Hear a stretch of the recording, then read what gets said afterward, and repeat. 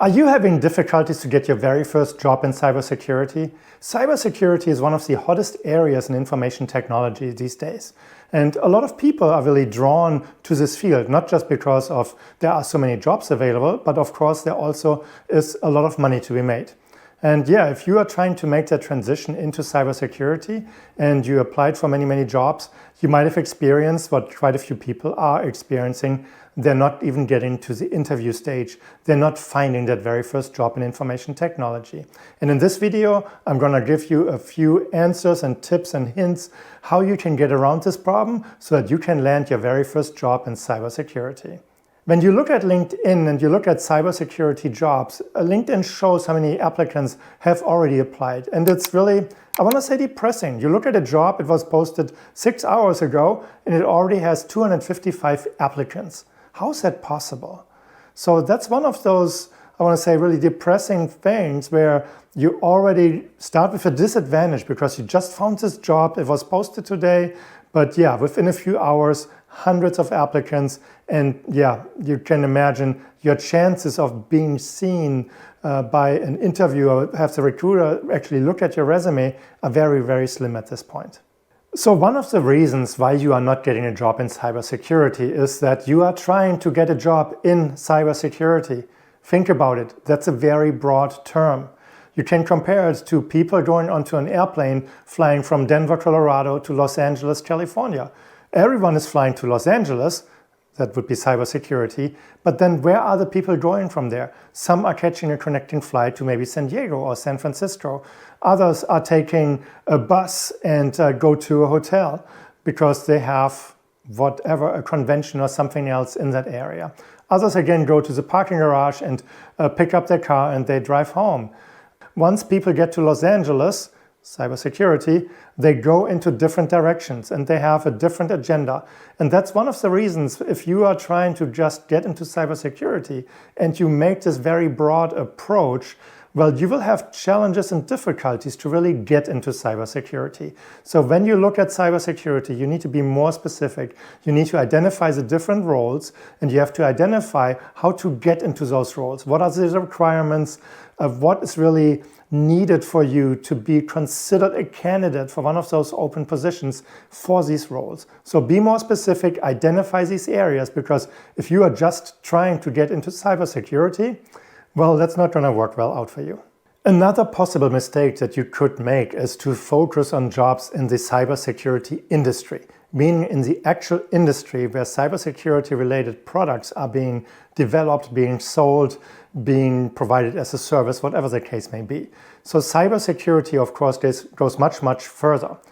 Pretty much every larger company needs cybersecurity professionals. And there are different roles. I mentioned that before. You need to be a little bit more specific. But you can work in the pharmaceutical industry, you can work in retail or in the retail industry, not necessarily in retail, automotive, healthcare, hospitals, and so on. So the needs for cybersecurity professionals are immense. Every industry, almost every larger business has a need for cybersecurity professionals. And again, when you look at the roles, they're overlapping. So you can be a certain type of cybersecurity analyst in the healthcare industry, but also in the pharmaceutical industry, maybe in the automotive industry, and so on. Just look at the pockets of industries that are in your geographical area. And then make sure that you explore even the companies where you have no idea that Target or Costco need cybersecurity professionals, just as an example. So another reason why you might not get a job in cybersecurity is because it could be that you are not specific enough about your interests. What interests you in cybersecurity? Are you just going there for the money? Are you going there because you love these type of challenges?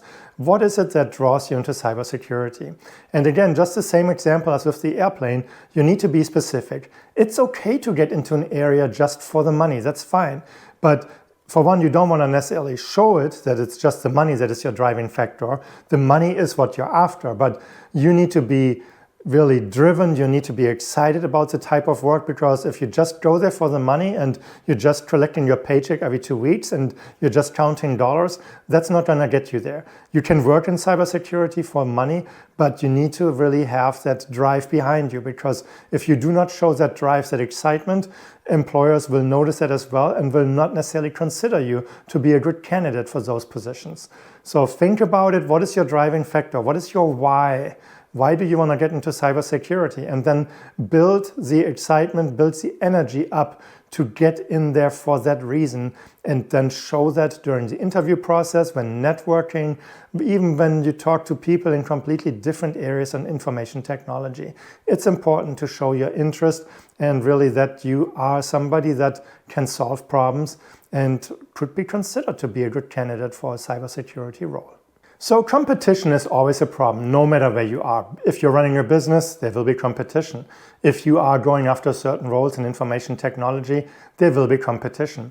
Depending on the city or the geographical area you are in, the competition might be significantly higher. Think about the big tech hubs: Seattle, San Francisco, Bay Area in general, Los Angeles, San Diego, Denver, and so on. These different tech hubs have a large concentration of people that work in these industries or for companies that are related to those industries or are in those areas, because they know there's a lot of talent that they can rely on, because they need software developers, they need cybersecurity professionals, they need IT professionals for any type of work. So if you are in those more, I want to say, interesting big tech hubs, you have more competition. And with more competition, when you go into an area of a certain part in information technology, here it is cybersecurity, again, you are dealing with more competitors for those roles. I'm not talking about the work from home, remote type of roles. This is really just physically being in an area like the Bay Area. You will have a much larger competition for whatever role you are applying for. So if you are willing to move or work in different areas of the country, look at the cities and areas that are not necessarily known as tech hubs. Go into the Midwest for a little bit. I'm not saying you need to stay there till you retire, but if you go and let's say you go to Kansas City and you are trying to find a job in cybersecurity, it should be significantly easier for you to get a job there compared to the San Francisco and Bay Area in California. So just think about it. There's still a large population, there are large companies, but the overall competition is a little less. The same thing you can do with, look at the cybersecurity roles. When you go onto LinkedIn, and I mentioned before, you see the number of applicants. Look for those roles that are potentially less of interest for the broader masses. Think about, who is your competition? Who are the people that are competing with you for the same first role in information technology, specifically in cybersecurity here? So when you think about that, okay, what roles are you going for? You can imagine there's a higher number of people that are trying to get into cybersecurity, exactly aiming at the same roles. So maybe raise the bar a little bit for yourself and get some additional qualifications and build up a little more of a skill set to get roles that are slightly different. So one area that is often overlooked, or two areas really, is application security and cloud security. And with cloud security, you have to think about, okay, Amazon AWS, Microsoft Azure, GCP, and so on. So these are very large ecosystems, and they have a different technology stack compared to each other. And so a different technology stack also means there is cybersecurity done a slightly different way. The basics, the framework is the same, but technology specific, it's slightly different, and you have to potentially look at a different way of doing certain things or getting certain certifications that qualify you for a role there. So start looking at what is your competition, and then identify roles that have less competitors potentially, and see how you can get there. Upgrading your skill set is important, and even if you just go for the low-hanging fruit, like an analyst role or in a call center, operations center, there is always something easier to get just slightly above, because there's less competition. Most people are aiming at the bottom of the barrel, I want to say, and if you go just a little bit higher, less competition, a little more challenging from a knowledge and experience perspective, but overall, it's certainly doable. If you look at the less competitive roles in cybersecurity and you compare the salary information to those roles where you have a lot more competition, you will see that the roles that have a lot more competition, more applicants, the salaries will be lower compared to those positions where there is less competition, where there are less professionals in the market in general. The employers have to pay more money to get somebody in. So that could be another driving factor for you to just spend a little more time and upgrade your skill set, build up a portfolio, gain a little more experience if you can, so that you qualify for those roles and you make a lot more money right off the bat. With those lesser competitive positions, you also have better negotiation power. So you can look at benefits, maybe not at the larger companies, but at smaller. But you can also negotiate more work from home, work remote type of scenarios. So the employers, since there are less people to choose from, are much more willing to work with you. And that is definitely an option that could be changing the dynamic of the job. If you just think about it, it's not just money. There are benefits that potentially make a big difference for you. How do you identify the less competitive roles? Go to LinkedIn, I mentioned this before. Go to a certain geographical area and look at the positions in cybersecurity. Look at the positions that have the highest number of applicants and look at the positions that after a few days have a significantly lower number of applicants. Very easy. It's really just, I want to say reverse engineering, but engineering, that's really probably calling it a little bit much. So that's a very easy way to identify that. Another reason why you might not be able to get your first job in cybersecurity is that you are focusing on the wrong industry. Look at your own background, look at your resume. Where have you worked before? Where is an industry that you already have a good amount of experience in?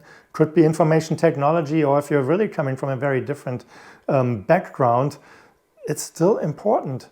So when you go into the pharmaceutical industry, there's certain, I want to say, knowledge related to the pharmaceutical industry that doesn't exist if you come from a retail organization like Target, Costco, Walmart, or whatever the case may be. So there are different governance requirements. There are certain applications that only exist in the pharmaceutical industry, just like in other industries.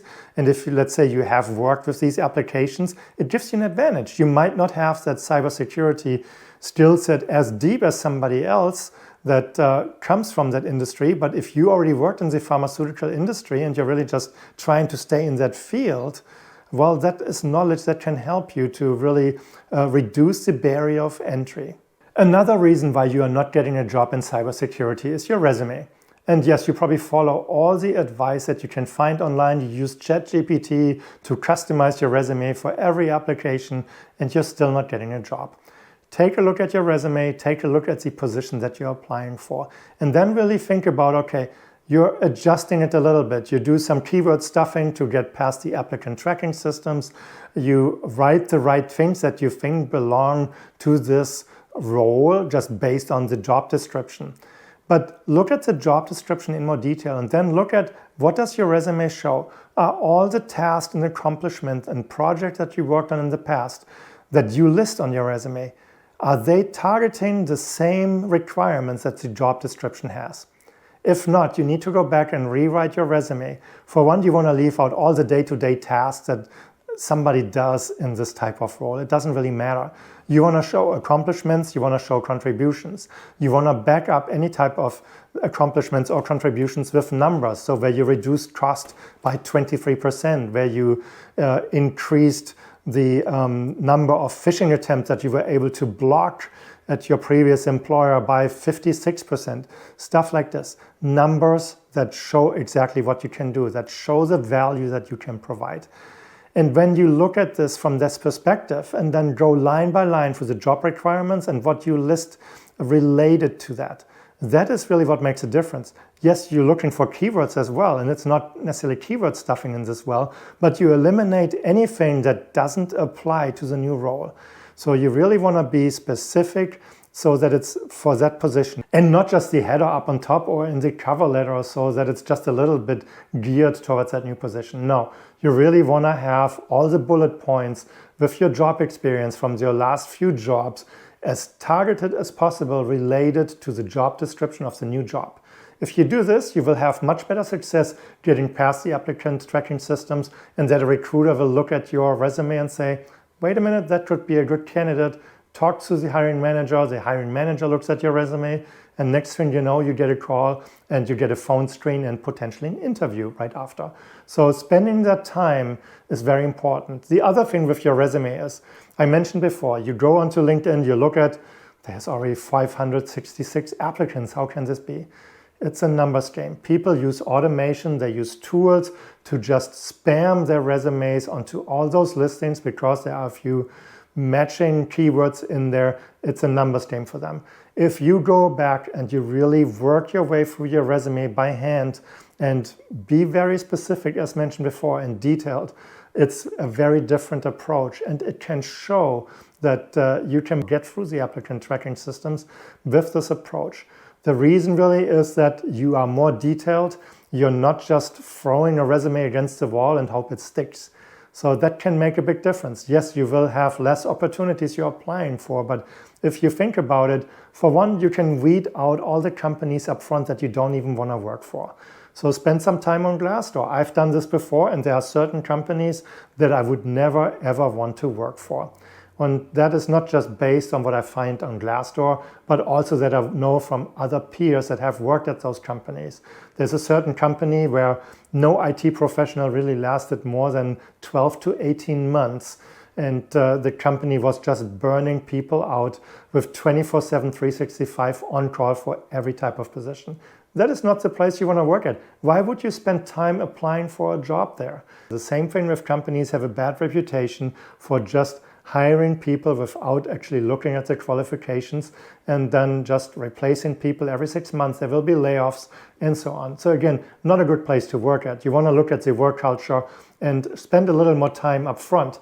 Reduce the number of applications that you have to send out at the same time. So the time savings will come based on the initial research. What if you have zero work experience in cybersecurity and you cannot adjust your resume that way?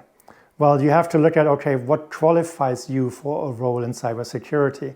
What certifications do you have? What education do you have? Do you have a portfolio that you build where you go through labs and record them? Maybe you post a blog, or you have a small YouTube channel, or you just host videos with screen shares on Vimeo just to showcase what you can do. So those are the items where, okay, you need to write something into your resume, but you want to highlight why you should be considered to be the right candidate for this position. People changing professions and industries all the time. When I got into IT, well, I did not study IT. I had a couple of Microsoft certifications, and that's all what I had. I worked initially in a bank, and from a bank I moved to customer service. I've worked in the call center for a shipping company, and I still got a job in information technology. Sometimes you just have to wait for the right manager to see your resume and think about it. It's like, yeah, that's how I started. And you know what? This person seems to have the right drive. Just looking at the resume, yes, they are able to hold a job. That's a very important skill actually nowadays. They hold a job for 2 or 3 years. They went to college. Yes, they are able to complete a 4-year college degree. Again, that is not necessarily normal these days. And then you look at, okay, at the same time, that person is having XYZ certification, has provided a link to a portfolio where there's an intense number of videos, screen shares, I want to say papers that you wrote about certain situations that you troubleshoot, and you found the problem, and then you identified solutions, the issues that you ran into. So those are things that can really make a big difference. So if you don't have the right work experience, you need to go a little further. And that's the other thing I want to mention here. Do what 99% of the other people are not doing. It's the same thing with everything in life. If you do more than the average person, you will see more success. If you are willing to really enjoy the pain of getting another denied application or rejection, or somebody telling you that you are not good enough, keep doing it. You want to get these rejections. Don't let the rejections pull you down. It's something where you can learn from, and that's the other opportunity there. You need to find out, why are you being rejected? Often a recruiter or hiring manager is willing to give you a clue.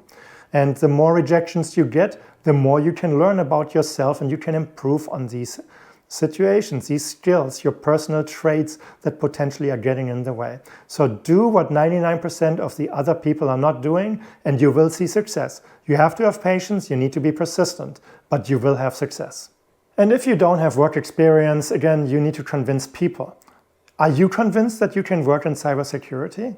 I would say take a piece of paper and write down why you think that you should be able to get a job in cybersecurity and do that job well.